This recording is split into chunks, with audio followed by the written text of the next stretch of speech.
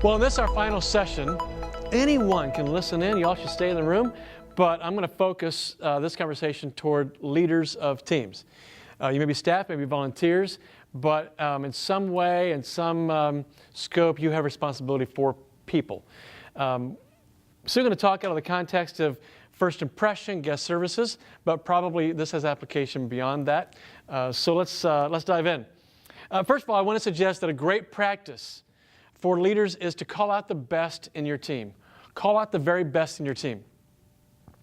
And that said, be specific. You cannot call out the best in your team, in fact, without being specific.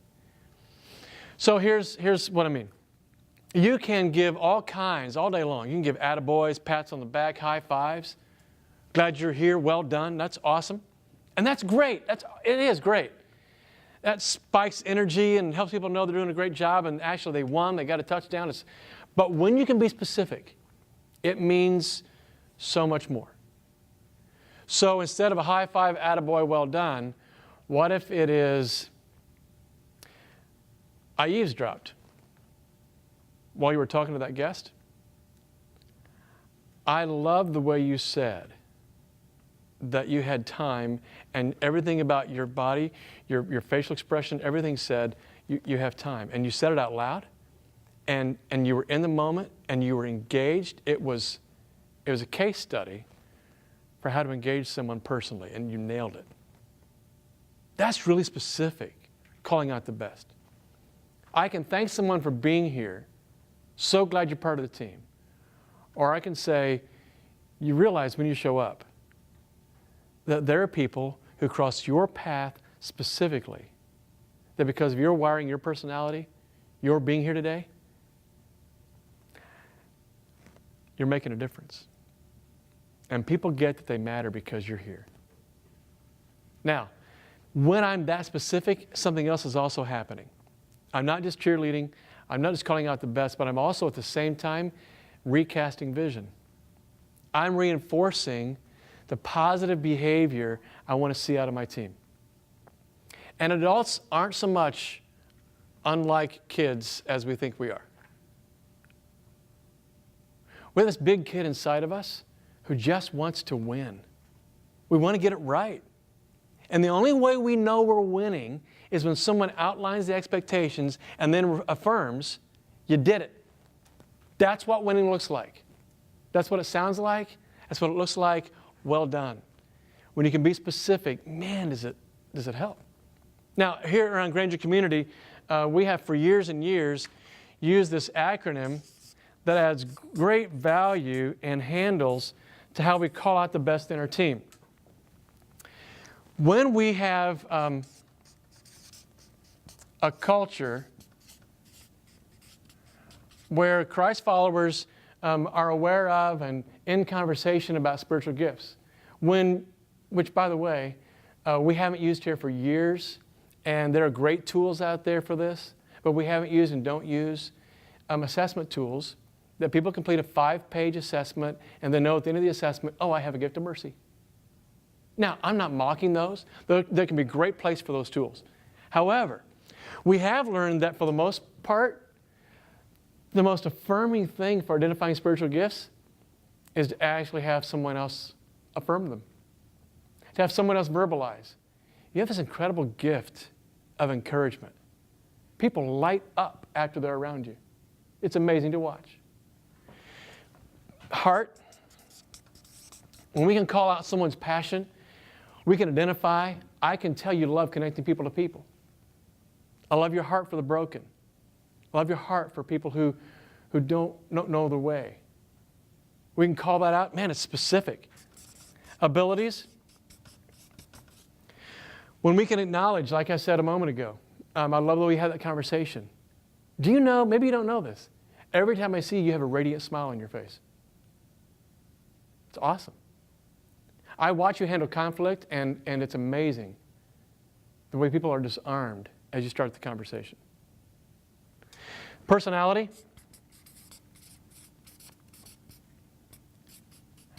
We've done a little bit of that already, but when we can be real specific about personality. I love your bubbly self. It's awesome, right? Experiences.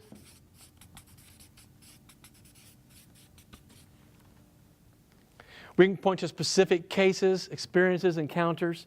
Now, the reality is that when people on our team actually understand this about themselves, they will serve fully functioning, fully engaged, because this is fulfilling. When this matches up with how I'm serving, this is huge. Help your team, every individual.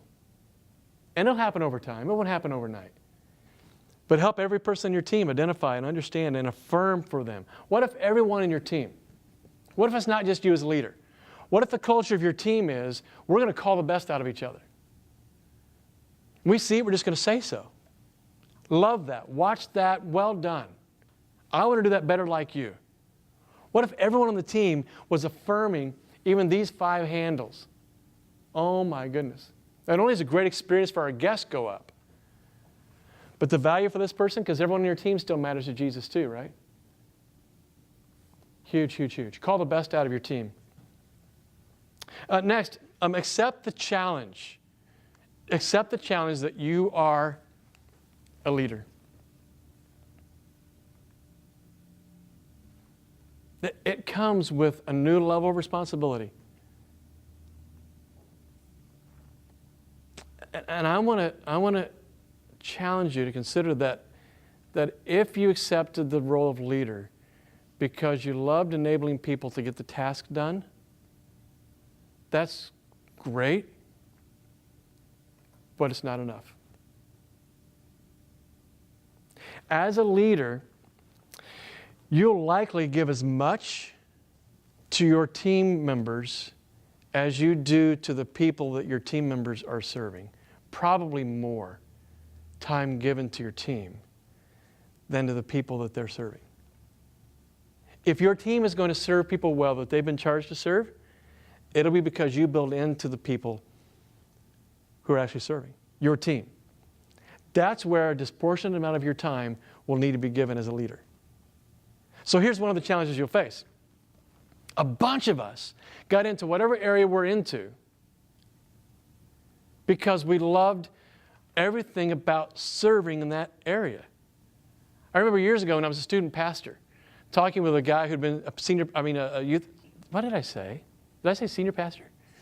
Student pastor, thanks. I was talking to a guy who'd been a student pastor much longer than I had. And Dan said to me, you know, because I was feeling kind of frustrated. I got into student ministry because I loved hanging with the kids. I love one-on-one time with the kids. And the larger this thing grew, the less time I had to spend with the kids. And Dan said to me, I get it, been there. You get in because you love the students. And you wake up one day and realize that you're doing a bunch of administrative stuff. That you're doing a whole lot of time with adults. And your time with students is disappearing. And he said, it's honestly the way it should be. Because you've now got to empower the people who are with the students, who are spending all the time with students. That's where your time's got to be spent. The challenge for us as leaders, though, is we still love it so much that we'll do the task rather than lead others who are doing the task. And so we'll stand at the door with a stack of bulletins. We'll run around and make sure everything's in place. We'll do all the task stuff. And as we're doing that, we're robbing ourselves and our team of the opportunity to call the best out of them. Because while I'm focused on task as a leader, doing, I'm not aware. I can't do the 1-minute managing stuff where I stop and notice somebody and call it out. So accept the challenge that your job is to empower, to enable, to call out the best. Inside of that, people on your team will look to you to make sure the team is healthy and to make sure the team is full. Because you have to have a certain number of people on your team to get the task done. Fair? I just want to suggest, don't accept the sole responsibility as leader of recruitment. That's not on you alone. Or it shouldn't be. That should belong to everyone on your team. Let's do the math for a moment.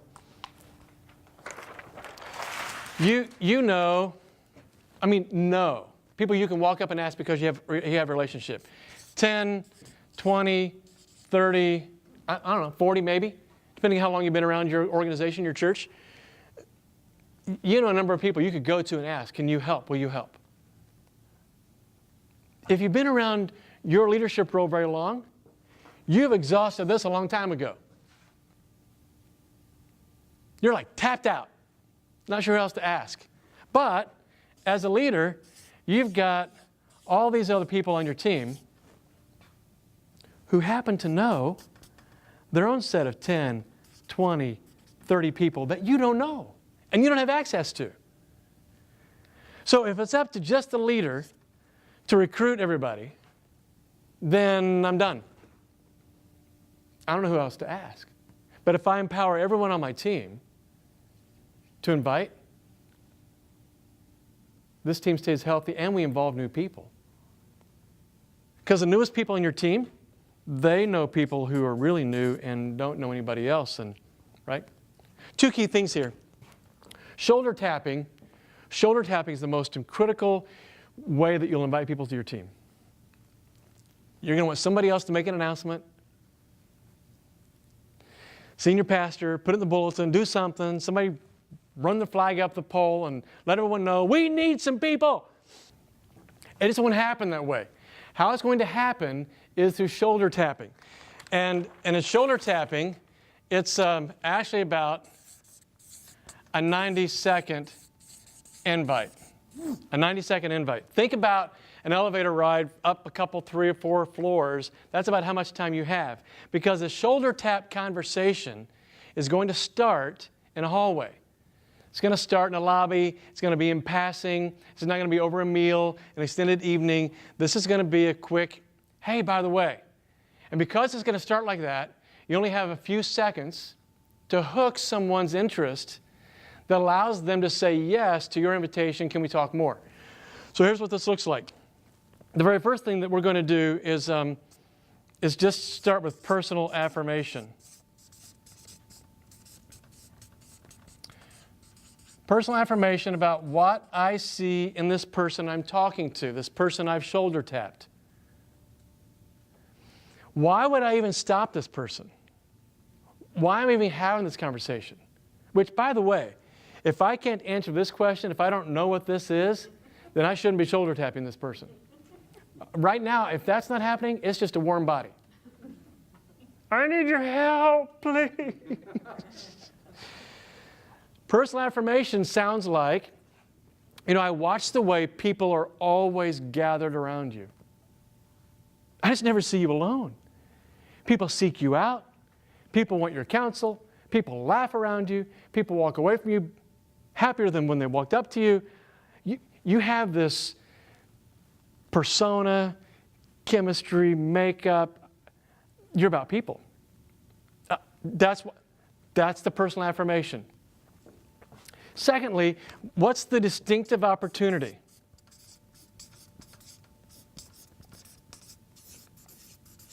What's the distinctive opportunity? When I watch you, I can't help but think about our guest services team and how we would benefit, our guests would benefit, and how you probably would be. Honestly, we're not asking you to change anything you're doing. I just love to talk to you about this opportunity to come on board. Distinctive. Is that right? Awesome. Good. I want to talk to you about this distinctive opportunity to be who you are on this team. And then the last thing I'm going to do is talk about my personal passion. Why? Why am I on this team? Why am I involved in this ministry? So, 90 seconds, 20, 30 seconds each. It's a minute and a half. Enough that, would you be interested in talking more about this? I'd love to dialogue more. Can I email you? Can we grab coffee? Because most people aren't going to say, yeah, sign me up with this. But this 90-second invite, this shoulder tap, will be the most effective way. And when you get everyone on your team behaving this way, honestly, you shouldn't for long periods of time, be without folks on your team. Accept the challenge. There's a bunch to this, and we could unpack a whole day seminar on all the challenges of leadership, but we're going to move on. Next, note that as a leader, your best practice is to responsibly care. Responsibly care. The number one thing I see in leaders in all kinds of churches and organizations is they miss on span of care.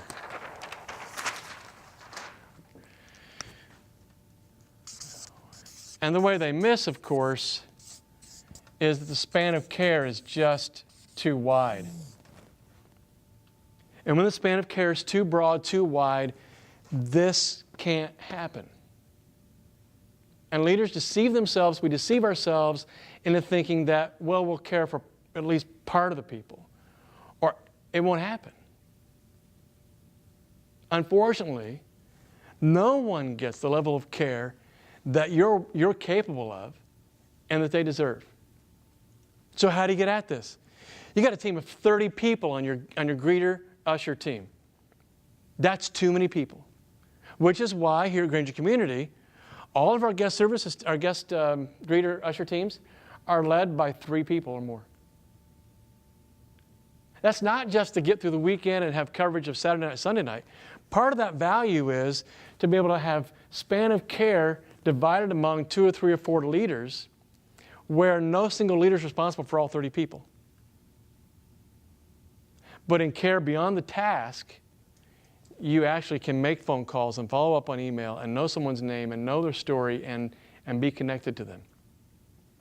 Temptation, of course, is to think, I should know all my team and know them well. But you can't if we're beyond 8, 10, 12 people. I mean, what, Jesus had how many disciples? 12? And apparently we think we can do it better than Jesus did. It's not going to happen. It's not going to happen. Care has to be scheduled. It has to be planned. Care will not just happen for most of us. You'll have to put blocks of time in your schedule to make phone calls, to send a postcard, to send an email. And if you're going to provide care, then that means that at least sometimes there's a phone call, an email, a visit that is not an ask. Think of the number of times, leaders, that you reach out to someone on your team.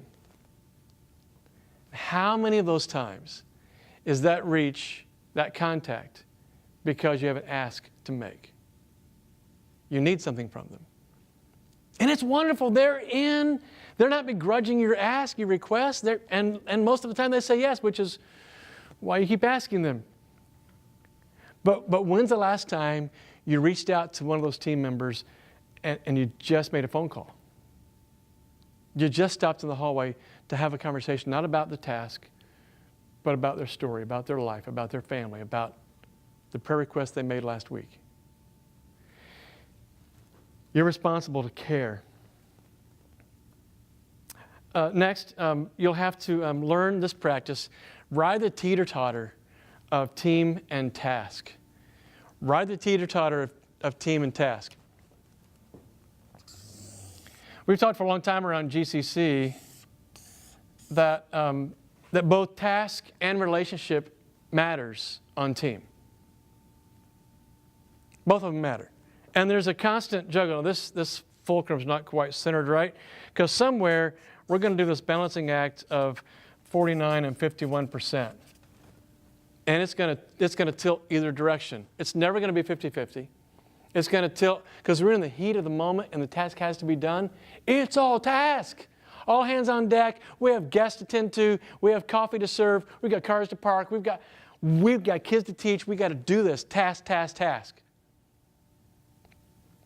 But when does relationship ever happen? How do you do team?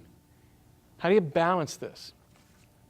Often, we get in tension points between 2 values. Remember last session we talked about the tension of community and guests? And the temptation is when we find ourselves in tense points between 2 values that we want to resolve the tension. Because it doesn't feel good. And if we try to resolve this tension between team and task, then if we resolve it toward task, then we got a bunch of people who are busy getting stuff done, who don't connect to each other, who don't have each other's backs, who aren't praying for one another, who aren't reaching out to one another. And if we resolve the tension by going toward team and relationship, then we could end up with a whole bunch of great friends who never get anything done. As a leader, you have to live in this tension. And again, it's so easy to default for most of us to get the task done, because guests are showing up again. Like every 7 days, if you're talking about a weekend experience, it's happening again. If your event's more often than that, it's like, well, it's tomorrow already, and here we go again. How do you create this space? How do you bring people into, okay, I don't know what that'll be for you with your team, but do you throw barbecues? Do you do dessert together? Do you remember birthdays and send a card? How do you balance this tension? It's something you'll have to learn to do, and it'll be constant. Don't miss this practice. As a leader, everyone carries the vision. Now, the reality is that in our church, Granger Community, there's no one better as a vision caster than Mark Beeson. Our senior pastor, our founding pastor, is the consummate, he's at the pinnacle of how to cast vision. Almost every week, I watch Mark, and he's a case study in how to effectively cast vision. And we could all sit back and go, we've got the vision cast, Mark's responsible, he'll carry the charge, we'll all follow, it's awesome. But if the vision doesn't filter down to every team in the organization, as good as Mark Beeson is at casting vision, when people walk into other environments at the grassroots level where ministry happens, and they don't experience what Mark's talking about, then Mark's just become a puff of smoke. Because it's all a bunch of great words. I remember 15 years ago when my family and I found Granger Community Church, and how captivated we were by the mission, vision, values, objectives, goals of this church. And we signed on and said, yeah, we're in. I love what you're doing. I love where you're going. And I love how you're getting there. I can get behind this. And it was easy in those early days to say, Mark, I love your vision. I'm in. But now, it's impossible for me to know, honestly, where Mark's vision stops and mine starts. It's not just an overlap. I own this vision. And it's not just because I said yes to Mark, it's because I own this vision. I want to practice everything about this vision. As a leader of your team, leadership's not about the big leader, the senior leader said we're going here. Now, if you're leading a team, you're leading your team there. You're not merely announcing that we're going there because he's taking us there. No, as a leader, you've got a decision to make every day. Am I still in? Every day, do I still own this vision? Every day, will I cast this vision? And will I help my team on this vision? Because when they're back here doing the little shoulder tap deal, and I've empowered the whole team, if they don't own the vision, that shoulder tap, that 90-second invite's impossible. Everyone on the team owns the vision. Tell stories. Tell lots and lots of stories. Robert McGee says that stories are the currency of human contact. Stories are the currency of human contact.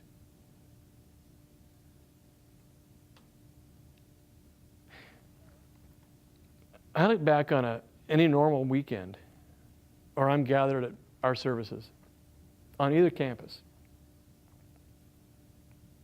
and the details are all different, but almost every weekend, I go home having heard a bunch of stories. I hear stories about a family who arrived because they live across the street from the church building and they decided to check us out, and they've not been in church for 5 years, and they're here. I hear stories from somebody on our team whose dad died last Thursday. Suddenly, he was on the mends, and suddenly he was gone. Infection took over, and he was gone.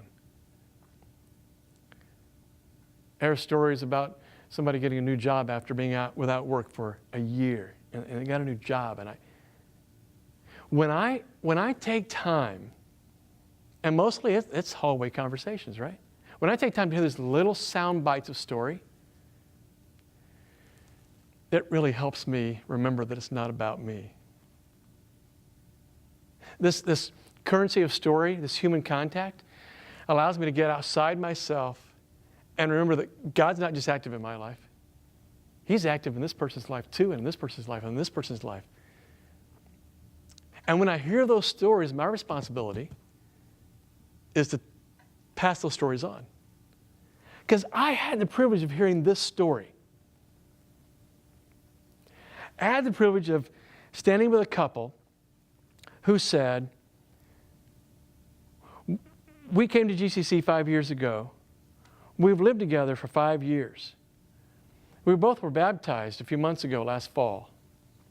And now this February, we realized we want to make our relationship honor God, and so we want somebody to help us get married.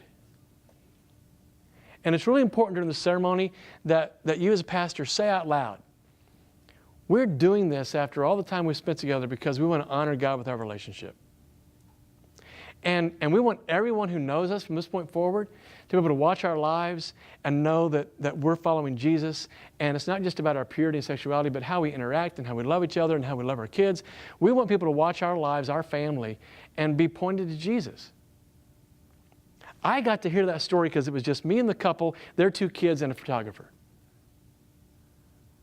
But I'm telling you the story now because it's a story worth telling. It's a story that everyone should hear. It's a story that reminds us why we do what we do. And when you tell those stories you've heard to your team, it's vision. It's the why. It's the why it matters to leave the football game in the second quarter and show up on a Saturday night. Because I said, yes, I'll be there. It's vision. When I tell stories like Deb Atkins' story, who only arrived here with her teenage daughter because her teenage daughter got a postcard in the mail and wanted to check out this church.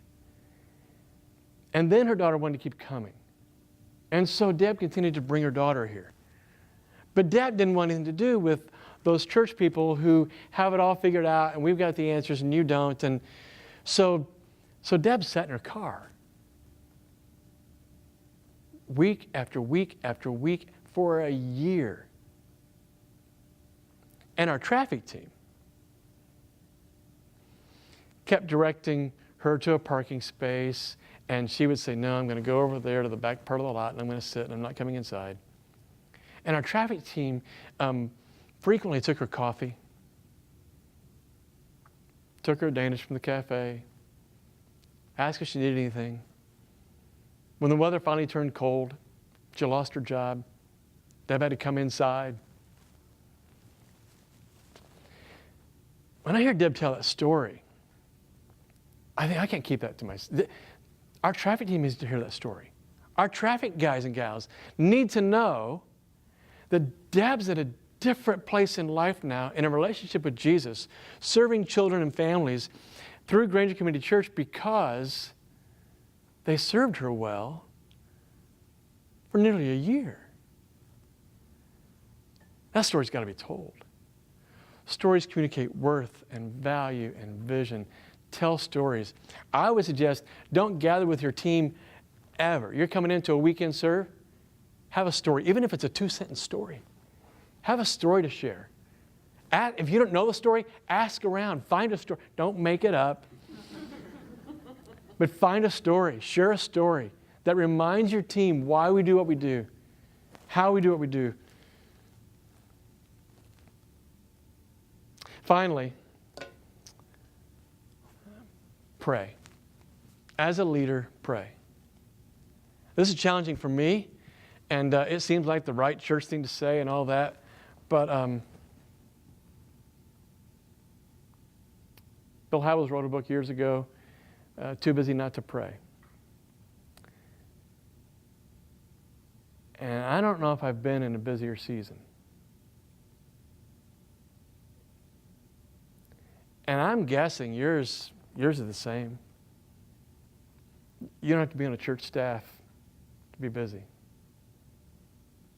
fact, you as volunteers continue to just amaze me. Because I know that on a career level and a family level, you're leading your life no differently than I do. My career time happens to be inside church world, but your pace is no different than mine. What's different is that you still show up and volunteer hours a month beyond your career, beyond your family, beyond your social life. That amazes me. And I am so grateful. So grateful.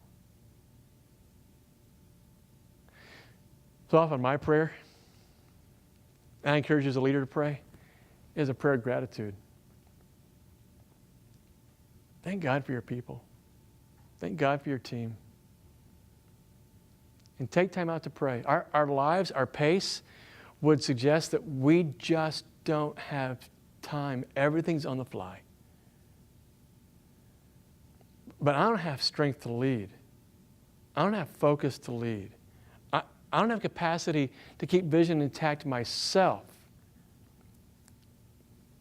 without reflective times of prayer to be centered.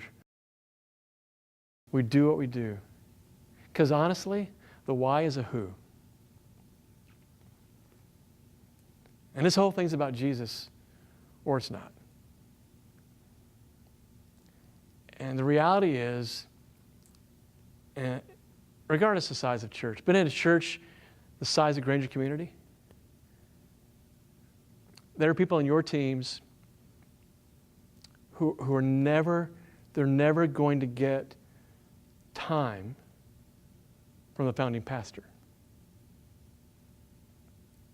Because he's leading leaders who are leading teams who are serving people as he should be. There are people in your teams who their relational connection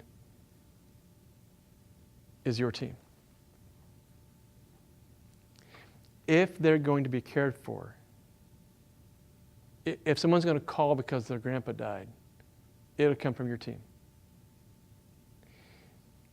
If someone's going to come alongside them and encourage them to take their next step in their spiritual journey, it's going to come from someone on your team. There are people in your team, not everyone, there are people in your team, their only relational connection is your team. Everything they know GCC to be is defined by your team. Everything else they hear GCC to be is only affirmed or not by life on your team. We have this dynamic opportunity as leaders, staff and volunteers, to walk alongside people and help them not just get the task done, but help them take steps in their own growth, to care for them. It's a huge responsibility. And there's not a greater privilege on the planet than to know that you had an influence through your leadership on someone else's life. And the only way that'll happen is as you rely on the Holy Spirit. You pray, lean into a power that's not your own. I'm grateful, really grateful for our teams, hundreds of leaders who own this vision and are extending the reach for Jesus in this community and around the globe. It's pretty awesome. I'm honored. Thanks, guys.